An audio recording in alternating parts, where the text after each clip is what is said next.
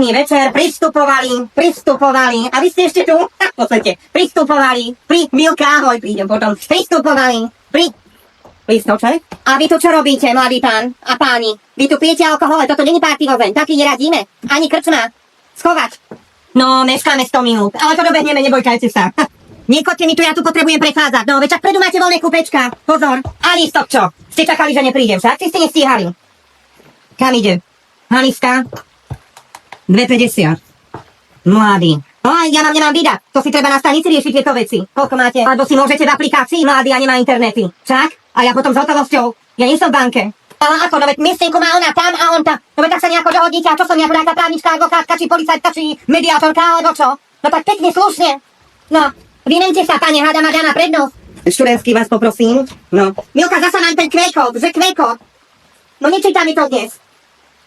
Bože, navymýšľajú, nič už nechajte. Hádam vám to platí. Čo, mešká to však? Ideme to pozrieť. Vy prestupujete Kisák. Ja vám to pozriem. Čiže Kisák. 12,05 by vám šiel, no ale nevidím do toho. Neviem, nie som si istá, pozrite mi, čo je to. Je to 12,05? Nohy, dolu. Zasravie.